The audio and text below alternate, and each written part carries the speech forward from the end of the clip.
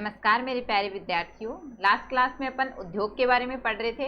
राजस्थान के अंदर उद्योगों की क्या स्थिति है, राजस्थान की अर्थव्यवस्था में उद्योगों का कितना योगदान है, ये सब हमने देख लिया था। आज की क्लास में हम देखते हैं कि राजस्थान के अंदर कौन कौन सी औद्योगिक नीतियां चल रही हैं। आगे उद्योग के बारे में और चीज़ों के बारे में हम डिस्कस करने वाले हैं। अगर हम राजस्थान की औद्योगिक नीतियों के बारे में देखें कि राजस्थान के अंदर कौन कौन सी औद्योगिक नीतियां हैं, कि राजस्थान में अभी तक कितनी औद्योगिक नीतियां आ चुकी हैं। तो अगर हम बात करें कि राजस्थान की पहली औद्योगिक नीति कब आई थी, तो यह आई थी 1978 में, 1978 यानी 1978 में राजस्थान की पहली जो उद्योग नीति है या फिर औद्योगिक नीति है ये आई थी। तो पहली जो नीति होती है ये आपके लिए इम्पोर्टेंट होती है, और जो नवीनतम नीति होती है ये एग्जाम के पॉइंट ऑफ व्यू से महत्वपूर्ण होती है। तो एक तो ध्यान रखना होता है कि कोई भी चीज़ सबसे पहले कब हुई थी, कोई नीति आई है तो पहली नीति कब आई थी, और उसकी जो नवीनतम नीति है वो कब आई है। तो अगर पहली नीति की बात करें, पहली औद्योगिक नीति राजस्थान की कब आई थी, तो वो तो आई थी 1978 के अंदर। और अगर हम बात करें कि राजस्थान की जो नवीनतम औद्योगिक नीति है ये कब आई थी, तो जो राजस्थान की नवीनतम औद्योगिक नीति है ये आई थी 1 जुलाई 2019 से। ये जो नई नीति है ये लागू हो गई थी। इसको राजस्थान औद्योगिक विकास नीति 2019 के नाम से बोला जाता है, क्योंकि जो नवीनतम औद्योगिक नीति है ये 2019 में आई थी। 1 जुलाई 2019 को राजस्थान की जो नवीनतम औद्योगिक नीति है ये लागू हो गई थी। तो 2019 में ये नीति आई थी, इसलिए राजस्थान औद्योगिक विकास नीति 2019 के नाम से इस नीति को जाना जाता है। ठीक है स्टूडेंट। तो राजस्थान की जो नवीनतम औद्योगिक नीति है उसमें क्या क्या उद्देश्य हैं, उद्योगों के लिए क्या उद्देश्य इसमें रखे गए थे। तो सबसे पहला है राजस्थान को सर्वाधिक पसंदीदा निवेश स्थल बनाना, यानी भारत के अंदर राजस्थान को सर्वाधिक पसंदीदा निवेश स्थल बनाना, यानी पूरे भारत में सबसे ज़्यादा लोग कहाँ आके निवेश करें, राजस्थान में। तो ये इस नीति के अंदर एक उद्देश्य रखा गया था। और क्या उद्देश्य रखे गए थे, सतत यानी कि लगातार, संतुलित और समावेशी यानी सभी प्रकार के और पर्यावरण के अनुकूल औद्योगिक विकास करना। तो कैसे, किस प्रकार के उद्योगों का विकास करना कि जो कि लगातार हों, संतुलित हों, समावेशी यानी सभी प्रकार की चीजें हों उसमें, और पर्यावरण के अनुकूल, इस प्रकार के उद्योगों का विकास करना इस नीति का उद्देश्य था। और क्या उद्देश्य रखा गया था इस नीति के अंदर, आधारभूत संरचना का विकास करना, यानी कि जो बेसिक इंफ्रास्ट्रक्चर होता है उसका विकास करना। आधारभूत संरचना का विकास करना काफी आवश्यक होता है, तभी कोई भी उद्योग आगे जाके अच्छा विकसित होता है। तो आधारभूत संरचना का विकास करना ये इस नीति के अंतर्गत उद्देश्य रखा गया था। रोजगार के अवसर सृजित करना, कोई भी नीति आती है तो उसका उद्देश्य होता ही है कि रोजगार, इससे ज़्यादा से ज़्यादा रोजगार के जो अवसर हैं वो सृजित हों। तो रोजगार के अवसर इससे सृजित करना, नए उद्योग यानी नए उद्योगों के लिए लोगों को प्रोत्साहित करना, उससे क्या होगा, रोजगार बढ़ेगा, लोगों को उससे काम मिलेगा। ठीक है। तो रोजगार के अवसर सृजित करना ये इसका उद्देश्य था। संतुलित क्षेत्रीय औद्योगिक विकास को बढ़ावा देना, तो ओवरऑल औद्योगिक विकास यानी जो इंडस्ट्रियल डेवलपमेंट है उसको बढ़ावा देना, उद्योगों के विकास को बढ़ावा देना। तो ये मुख्य उद्देश्य इस जो नई औद्योगिक नीति थी इसके अंदर रखे गए थे। ठीक है स्टूडेंट। तो आपको जो नवीनतम औद्योगिक नीति है कब आई थी, क्या इसके उद्देश्य हैं, ये कुछ मुख्य बातें हैं इस नीति के बारे में जो कि आपको ध्यान रखनी है। ये तो हमने उद्योगों की नीतियां देख ली कि कौन कौन सी नीति आई हुई है। अब हम देखते हैं कि सरकार के द्वारा कई कार्यक्रम चलाए जा रहे हैं औद्योगिक विकास को बढ़ावा देने के लिए। तो कौन कौन से कार्यक्रम हैं जो कि सरकार के द्वारा चलाए जा रहे हैं उद्योगों के विकास को बढ़ावा देने के लिए। तो अगर पहले कार्यक्रम की बात करें तो यह है प्रधानमंत्री रोजगार सृजन कार्यक्रम। नाम से ही पता चल रहा है रोजगार का सृजन करना यानी रोजगार देना। इसका उद्देश्य क्या है, ग्रामीण और शहरी क्षेत्रों में औद्योगिक सेवा और वाणिज्यिक गतिविधियों को बढ़ावा देके रोजगार के अवसर उत्पन्न करना। तो इसका उद्देश्य क्या है, रोजगार के अवसर सृजित करना, ग्रामीण और शहरी दोनों क्षेत्रों के लिए औद्योगिक सेवा और जो वाणिज्यिक गतिविधियां हैं इनको बढ़ा करके रोजगार के अवसर सृजित करना। ये इस योजना का प्रधानमंत्री जो रोजगार सृजन कार्यक्रम है इसका उद्देश्य है। तो केंद्र सरकार की योजना है, जहां पे भी प्रधानमंत्री नाम आए वो क्या है, केंद्र सरकार की योजना है। ठीक है स्टूडेंट। अगली है औद्योगिक प्रोत्साहन शिविर। तो ज्यादा से ज्यादा उद्योग लगाने के लिए, लोगों को प्रोत्साहित करने के लिए इस प्रकार के जो शिविर हैं ये लगाए जाते हैं। औद्योगिक प्रोत्साहन शिविर, नाम से ही पता चल रहा है कि उद्योगों के लिए प्रोत्साहित करने के लिए लगाए जाने वाले शिविर। इसके अंदर क्या किया जाता है, तो लोगों को ज्यादा से ज्यादा उद्योग लगाने के लिए प्रोत्साहित किया जाता है, उनके लिए प्रशिक्षण दिया जाता है कि कैसे उद्योग विकसित किया जाए। ठीक है स्टूडेंट। इस प्रकार के जो शिविर हैं ये जिला और पंचायत समिति स्तर पे लगाए जाते हैं, या तो ये जिला स्तर पे लगते हैं या फिर पंचायत समिति स्तर पे इस प्रकार के जो शिविर हैं ये लगाए जाते हैं, जिनका उद्देश्य क्या होता है, लोगों को ज्यादा से ज्यादा उद्योग विकसित करने के लिए प्रोत्साहित करना, उसके बारे में प्रशिक्षण देना। यानी लोगों को जानकारी नहीं होती, तो इस प्रकार के शिविर के माध्यम से उनको जागरूक किया जाता है उद्योगों को विकसित करने के लिए। ठीक है स्टूडेंट। अगली है राजस्थान निवेश प्रोत्साहन योजना। ये कब आई थी, 2019 में। ये 17 दिसंबर 2019 से ये वाली जो योजना है ये प्रभावी हो गई थी। अगर इसके उद्देश्य की बात करें तो तीव्र यानी तेज गति से स्थायी और संतुलित औद्योगिक विकास को बढ़ावा देना। कुल मिलाकर औद्योगिक विकास को बढ़ावा देना, लोगों को उद्योग लगाने के लिए प्रोत्साहित करना। तो कुल मिला के उद्योगियों के लिए अगर कोई भी योजना या कार्यक्रम चलेगा तो उसका मुख्य उद्देश्य क्या होगा कि लोगों को उद्योग लगाने के लिए प्रोत्साहित करना, औद्योगिक विकास को बढ़ावा देना, प्रशिक्षण देना, जो भी प्रक्रिया होती है उसको आसान बनाना, प्रक्रिया लोगों को समझाना, लोगों को इसके बारे में जागरूक करना। ठीक है स्टूडेंट। जो राजस्थान निवेश प्रोत्साहन योजना है, इस योजना के और क्या प्रावधान है, तो इसके प्रावधान क्या है कि अगर विनिर्माण यानी कि मैन्युफैक्चरिंग सेक्टर और सेवा क्षेत्र यानी कि सर्विस सेक्टर, इस प्रकार के जो उद्योग हैं इसमें अगर कोई निवेश करता है तो जो निवेशक होगा उसके लिए 7 साल के लिए जो SGST लगता है। देखो 2 प्रकार का GST होता है, एक होता है CGST और एक होता है SGST। तो केंद्र सरकार लेती है वो होता है CGST यानी सेंट्रल GST, और जो राज्य सरकार लेती है वो होता है SGST यानी कि स्टेट GST। अगर विनिर्माण और सेवा क्षेत्र इस प्रकार के उद्योग के अंदर अगर कोई निवेश करता है तो उसको 7 साल के लिए जो SGST होगा, जो भी स्टेट का GST होगा, उस पे 100% तक क्या मिलेगा, पुनर्भरण यानी कि रिटर्न मिलेगा। तो उसका जो भी SGST लगेगा उस पे उसको 100% तक का रिटर्न मिलेगा। ठीक है। कितने सालों के लिए, 7 साल के लिए। तो ये इस योजना के अंदर प्रावधान है। क्या प्रावधान है, अगर विनिर्माण या फिर सेवा क्षेत्र के जो उद्योग हैं उसमें अगर कोई नया व्यक्ति निवेश करता है, अगर कोई नया निवेशक है तो उसको उसमें क्या फायदा मिलेगा, उसको स्टार्टिंग के जो 7 साल होंगे उन 7 साल के लिए वो जो भी SGST देगा उसका 100% तक उसको रिटर्न मिलेगा। ठीक है। कितने साल तक के लिए, 7 साल के लिए। तो ये आपको ध्यान रखना है। एक तो इसमें ध्यान रखना है कि किस प्रकार के जो उद्योग हैं उनके लिए ये प्रावधान है। तो ये है विनिर्माण और सेवा क्षेत्र के जो उद्योग हैं उनके लिए प्रावधान है। नए निवेशक को दिया जाता है कितने साल के लिए, 7 साल के लिए। और ये पूछ लिया जाता है कि SGST का कितना प्रतिशत तक रिटर्न मिलता है, तो ये मिलता है 100% तक का रिटर्न मिलता है SGST का। ठीक है स्टूडेंट। और क्या प्रावधान है, विद्युत कर यानी जो भी इलेक्ट्रिसिटी टैक्स होता है, जो भी स्टाम्प ड्यूटी होती है, जो भी मंडी शुल्क होती है, उसके अंदर भी 100% तक की छूट दी जाती है इस प्रकार के उद्योग में जो भी नए निवेशक होते हैं उनको। तो ये आपको ध्यान रखना है इस योजना के अंतर्गत क्या क्या प्रावधान है। एक है कि अगर विनिर्माण और सेवा क्षेत्र का उद्योग है, नया निवेशक अगर है तो उसको 7 साल के लिए जो भी SGST लगेगा उसमें 100% तक रिटर्न मिलेगा। ठीक है। दूसरा प्रावधान है कि उसको विद्युत कर, स्टाम्प ड्यूटी और जो भी मंडी शुल्क होगा उसके अंदर भी 100% तक की छूट दी जाएगी। तो ये 2 मुख्य प्रावधान है। और क्या प्रावधान है, एक अनुसूचित जाति और अनुसूचित जनजाति के जो भी व्यापारी होंगे उनके लिए डॉक्टर BR अम्बेडकर विशेष पैकेज है वो इस योजना के अंतर्गत दिया जाता है। ठीक है स्टूडेंट। तो ये मुख्य बातें हैं जो कि राजस्थान निवेश प्रोत्साहन योजना के बारे में है। राजस्थान में निवेश के लिए प्रोत्साहित करने के लिए ये जो योजना है काफी महत्वपूर्ण योजना है, आपको ये सारी चीजें ध्यान रखनी है।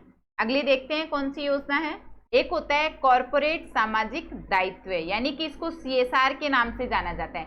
CSR, C यानी कॉरपोरेट, S यानी सोशल, और आर से क्या होगी, रेस्पॉन्सिबिलिटी।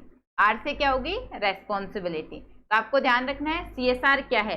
तो CSR क्या है ये हम समझते हैं। तो CSR क्या है, अगर फुल फॉर्म पूछी जाए तो कॉर्पोरेट सोशल रेस्पॉन्सिबिलिटी, यानी कि कॉर्पोरेट सामाजिक दायित्व। तो क्या होता है CSR, इसको समझते हैं। कंपनी अधिनियम 2013, इसकी एक धारा है 135। तो इस धारा के तहत कंपनी अधिनियम 2013 की एक धारा 135 के तहत अगर कोई कंपनी, किसी भी कंपनी की बात हो रही है, अगर किसी कंपनी की वार्षिक जो कुल संपत्ति है, यानी पूरे साल की जो संपत्ति है वो 500 करोड़ या फिर 500 करोड़ से ज़्यादा है, या फिर उसका जो टर्नओवर है, उस कंपनी का जो टर्नओवर है वो 1000 करोड़ या फिर 1000 करोड़ से ज़्यादा है, या फिर किसी भी फाइनेंशियल ईयर, किसी भी वित्तीय वर्ष के दौरान उसका जो शुद्ध लाभ है, यानी उसका जो नेट प्रॉफिट है। अब शुद्ध लाभ का मतलब क्या होता है, उसे जो भी लाभ हुआ है उसमें से अगर उसकी लागत हटा दें तो जो प्रॉफिट बचता है वो क्या है, नेट प्रॉफिट, या फिर उसको हम शुद्ध लाभ बोल सकते हैं। ठीक है, अगर किसी भी वित्तीय वर्ष के दौरान, यानी एक फाइनेंशियल ईयर के अंदर उसका जो नेट प्रॉफिट है, यानी उसका जो उस कंपनी का जो शुद्ध लाभ है वो 5 करोड़ या फिर इससे अधिक है, तो ऐसी जो कंपनियां होती हैं इनको इनके पिछले 3 सालों के अंदर जो भी शुद्ध लाभ हुआ है उसका 2%, कितना, उसका औसत 2% जो है वो सामाजिक गतिविधियों के अंदर खर्च करना अनिवार्य होता है। तो ये है CSR, कॉर्पोरेट सामाजिक दायित्व, यानी समाज के प्रति दायित्व। सीधा सा हम समझ सकते हैं कि यदि कोई कंपनी है जिसकी वार्षिक पूरे साल की कुल संपत्ति जो है वो 500 करोड़ या फिर उससे ज़्यादा है, एक कंडीशन तो ये होगी। तो CSR के लिए पहली कंडीशन क्या है कि अगर कोई कंपनी है उसकी वार्षिक कुल संपत्ति, यानी पूरे साल की जो कुल संपत्ति है वो 500 करोड़ या फिर 500 करोड़ से ज़्यादा है, तो उसको पिछले 3 सालों का जो भी उसका प्रॉफिट है उसका औसत, उस प्रॉफिट का औसत 2% जो है वो सामाजिक गतिविधियों के अंदर लगाना होगा। दूसरी कंडीशन क्या है, अगर किसी कंपनी का टर्नओवर जो है वो 1000 करोड़ या फिर उससे ज़्यादा है तो उसको अपने पिछले 3 सालों का उसका जो भी नेट प्रॉफिट है, यानी जो भी शुद्ध लाभ है उसका औसत जो 2% है उसको सामाजिक गतिविधियों में खर्च करना अनिवार्य हो जाता है CSR के तहत। तीसरी कंडीशन क्या है, अगर किसी भी वित्तीय वर्ष के दौरान, किसी भी फाइनेंशियल ईयर के दौरान अगर उसका जो शुद्ध लाभ है, शुद्ध लाभ यानी कि उसका जो भी प्रॉफिट है उसमें से अगर हम लागत को माइनस कर देते हैं, लागत हटा देते हैं, तो जो प्रॉफिट बचता है वो क्या है, शुद्ध लाभ है। अगर वो 5 करोड़ या फिर उससे ज़्यादा है तब भी उसको क्या करना है, उसके पिछले 3 सालों का जो भी उसका शुद्ध लाभ है उसका औसत 2% जो है वो सामाजिक गतिविधियों में खर्च करना अनिवार्य हो जाता है। ठीक है, तो ये होता है कॉर्पोरेट सामाजिक दायित्व, यानी अगर किसी व्यक्ति के पास बहुत ज्यादा पैसे हैं तो उसको पिछले 3 सालों का जो भी शुद्ध लाभ है उसका औसत 2% जो है वो CSR के तहत सामाजिक गतिविधियों पे खर्च करना होता है। ठीक है स्टूडेंट्स, तो आपको समझ में आ गया होगा CSR क्या है। अब सरकार ने देखा कि ठीक है CSR के अंदर अपन ने प्रावधान तो कर दिया कि जो भी पिछले 3 सालों का जो भी नेट प्रॉफिट होगा उसका औसत 2% जो है वो सामाजिक गतिविधियों में खर्च करना है। क्या लेकिन सारे लोग खर्च कर रहे हैं या फिर नहीं कर रहे, यानी जो भी CSR के तहत प्रावधान किए गए थे क्या वो सही रूप से चल रहे हैं या फिर नहीं चल रहे। तो CSR के जो भी प्रावधान हैं उनका सही क्रियान्वयन हो उसके लिए एक प्राधिकरण का गठन किया गया। क्या है, कॉर्पोरेट सामाजिक दायित्व, यानी कि CSR प्राधिकरण गठन कब किया गया, 6 नवंबर 2019 को। इस प्राधिकरण का गठन क्यों किया गया था कि CSR के अंदर जो भी प्रावधान हैं क्या उनका सही क्रियान्वयन हो रहा है या फिर नहीं हो रहा, ये देखने के लिए CSR प्राधिकरण का गठन किया गया। कब किया गया, 6 नवंबर 2019 को, आपको ध्यान रखना है। ठीक है स्टूडेंट, एक है दस्तकार परिचय पत्र। ये जो दस्तकार परिचय पत्र है ये किसके द्वारा दिया जाता है, तो जो भी जिला उद्योग और वाणिज्य केंद्र हैं उनके द्वारा दस्तकार परिचय पत्र जो है ये दिया जाता है। तो ये जो दस्तकार परिचय पत्र है ये किसको दिया जाता है, तो हस्तकला वाले जो भी कारीगर होते हैं, जो कि 18 साल से अधिक आयु वाले जो हस्तकला के कारीगर होते हैं उनको दिया जाता है। इनको एक ऑनलाइन दस्तकार पहचान पत्र जो है वो एसएसओ पोर्टल के माध्यम से दिया जाता है। तो किसको दिया जाता है? जो भी हस्तकला के कारीगर हैं जो कि 18 साल से अधिक आयु के हैं उनको दिया जाता है, ऑनलाइन दिया जाता है दस्तकार पहचान पत्र। एसएसओ जो पोर्टल है यानी कि सिंगल साइन ऑन, एसएसओ की फुल फॉर्म क्या है? Single sign on, single sign on. तो एसएसओ पोर्टल के माध्यम से दिया जाता है। ठीक है स्टूडेंट, ध्यान रखना है आपको। अगर हम देखें कि राजस्थान के अंदर सर्वाधिक उद्योग कौन से जिले में है तथा न्यूनतम उद्योग जो हैं वो कौन से जिले में। अगर हम राजस्थान में सर्वाधिक उद्योग की बात करें तो राजस्थान के अंदर सबसे ज्यादा उद्योग हैं जयपुर जिले के अंदर। दूसरे नंबर पे आता है अलवर, तीसरे नंबर पे आता है भीलवाड़ा और चौथे नंबर पे आता है कोटा जिला। चौथे नंबर पे होने के बावजूद भी कोटा क्या है? राजस्थान में उद्योग नगरी जो है वो क्या है? कोटा को बोला जाता है। तो राजस्थान की उद्योग नगरी किसे बोला जाता है? कोटा, जो कि उद्योग में चौथे नंबर पे आता है। सबसे ज्यादा राजस्थान में है जयपुर जिले में, दूसरे नंबर पे अलवर में, फिर भीलवाड़ा में और फिर है कोटा के अंदर। और अगर हम बात करें कि राजस्थान के अंदर सबसे कम उद्योग कहाँ पे हैं, तो जो जालोर जिला है इसमें राजस्थान में सबसे कम उद्योग हैं। दूसरे नंबर पे सबसे कम है करौली के अंदर, उसके बाद जैसलमेर में, उससे थोड़े ज्यादा हैं झालावाड़ के अंदर। सर्वाधिक उद्योग वाले 4 जिले तथा न्यूनतम उद्योग वाले 4 जिले, तो कम से कम 4 जिलों का आपको ध्यान होना चाहिए। ठीक है स्टूडेंट, राजस्थान की उद्योग नगरी कोटा को बोला जाता है। कई बार पूछ लिया जाता है राजस्थान का स्कॉटलैंड, तो राजस्थान के अंदर स्कॉटलैंड की तुलना किससे की गई है? अलवर से की गई है। तो राजस्थान का स्कॉटलैंड किसे कहा जाता है? अलवर को कहा जाता है। राजस्थान का मैनचेस्टर, तो मैनचेस्टर की तुलना राजस्थान में किससे की गई है? भीलवाड़ा से। भीलवाड़ा जो है वो टेक्सटाइल सिटी के नाम से भी प्रसिद्ध है। अगर आपसे राजस्थान का मैनचेस्टर पूछा जाए तो वो क्या है? भीलवाड़ा, तथा जो भीलवाड़ा है ये टेक्सटाइल सिटी के नाम से भी प्रसिद्ध है। ठीक है स्टूडेंट, अब हम देखते हैं राजस्थान में केंद्र सरकार के कुछ उपक्रम चल रहे हैं। तो कौन कौन से उपक्रम हैं जो कि केंद्र सरकार के द्वारा चलाए गए हैं? पहला है हिंदुस्तान सांबर सॉल्ट लिमिटेड। कहाँ पे है? जयपुर में। कब इसकी स्थापना हुई थी? तो 1964 में इसकी स्थापना हुई थी। अगला है इंस्ट्रूमेंटेशन लिमिटेड। कहाँ पे है ये कोटा के अंदर है। 1964 में ही इसकी स्थापना हुई थी। अगला है मॉडर्न बेकरीज, जयपुर के अंदर है। 1965 में इसकी स्थापना हुई थी। स्टूडेंट्स ये सीधे सीधे फैक्ट हैं, तो इसके अंदर उद्योग वाला जो चैप्टर है इसमें फैक्ट बहुत ज्यादा है और फैक्ट भी एग्जाम में पूछे जाते हैं, तो आपको इस क्लास को बार बार रिवाइज करना है। तो जो भी फैक्ट वाली चीजें होती हैं उनको बार बार पढ़ा करो, तभी वो चीजें याद रहती हैं। ठीक है स्टूडेंट, अगला है हिंदुस्तान जिंक लिमिटेड।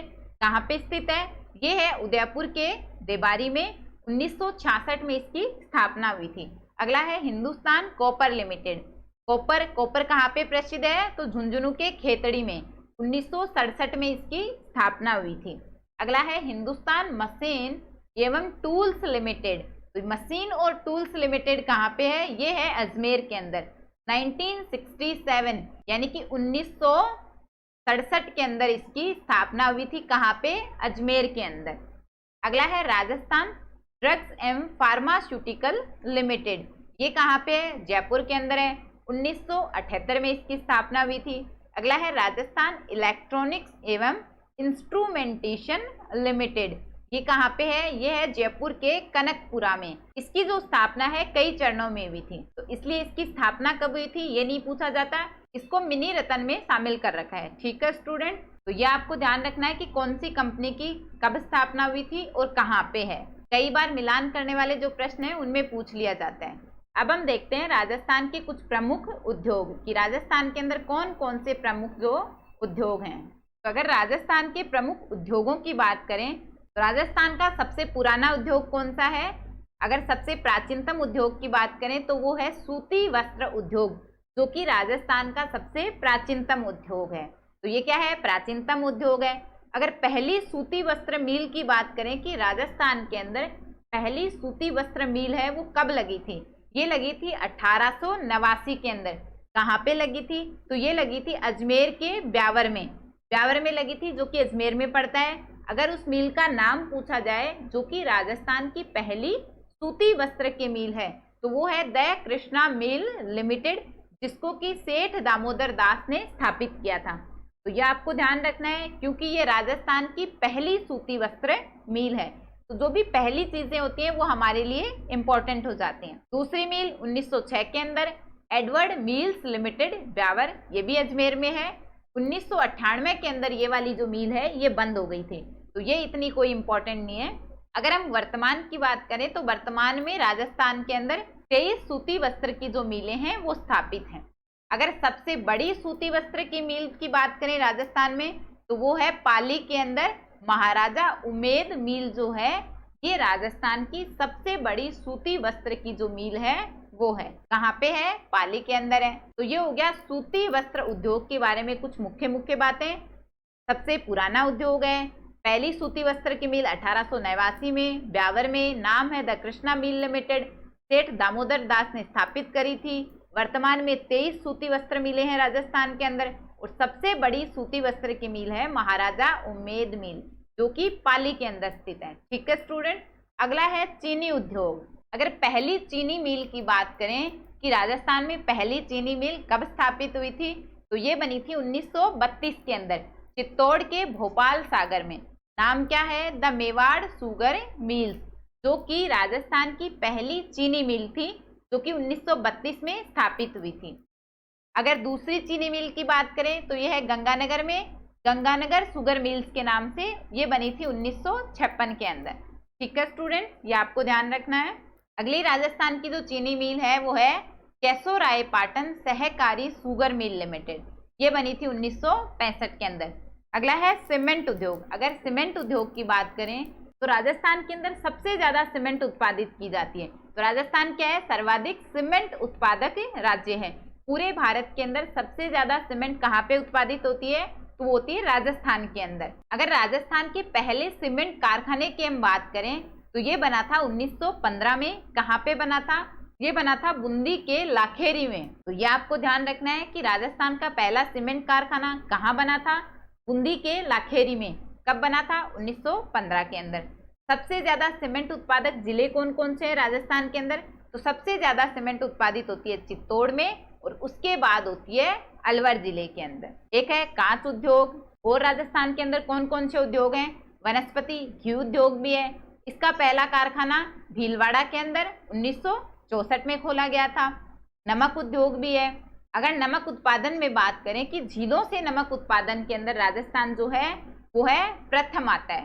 तो अगर आपसे पूछा जाए कि झीलों से नमक उत्पादन में राजस्थान की कौन सी स्थिति है तो झीलों से नमक उत्पादन में राजस्थान जो है वो पहले नंबर पे है। राजस्थान के अंदर सबसे ज्यादा नमक कहाँ से उत्पादित होता है? तो ये होता है सांबर झील से। ठीक है स्टूडेंट्स, ये आपको ध्यान रखना है। अगला है उर्वरक उद्योग। तो इसका बस आपको नाम ध्यान रखना है। तो ये हमने देख लिया कि राजस्थान के अंदर कौन कौन से मुख्य उद्योग हैं। तो राजस्थान में कौन कौन से मुख्य उद्योग हैं? सूती वस्त्र उद्योग जो कि सबसे पुराना उद्योग है राजस्थान का, चीनी उद्योग, सीमेंट उद्योग, कांच उद्योग, वनस्पति घी उद्योग, नमक उद्योग और उर्वरक उद्योग। ये राजस्थान के अंदर मुख्य कुछ उद्योग हैं जो कि चल रहे हैं। ठीक है स्टूडेंट, तो आज की क्लास में हम इतना ही करते हैं, बाकी काम नेक्स्ट क्लास में कंटिन्यू करेंगे। ये वाला जो चैप्टर है इसके अंदर फैक्ट ज़्यादा हैं तो इसको आपको बार बार रिवाइज करना है, तभी ये सारे के सारे जो फैक्ट हैं वो याद होंगे और ये हमारे लिए महत्वपूर्ण भी हैं। एग्जाम में इससे संबंधित प्रश्न है वो पूछे जाते हैं, तो ये आपको ध्यान रखना है। सिया मैम के नाम से टेलीग्राम चैनल मिल जाएगा, उस पर आपको सारी PDF मिल जाएंगी, तो आप सर्च कर लेना, उसको ज्वाइन कर लेना और वहाँ से आप PDF देख सकते हैं। ठीक है स्टूडेंट, तो बाकी काम नेक्स्ट क्लास में कंटिन्यू करेंगे। मिलते हैं नेक्स्ट क्लास में। Thank you student.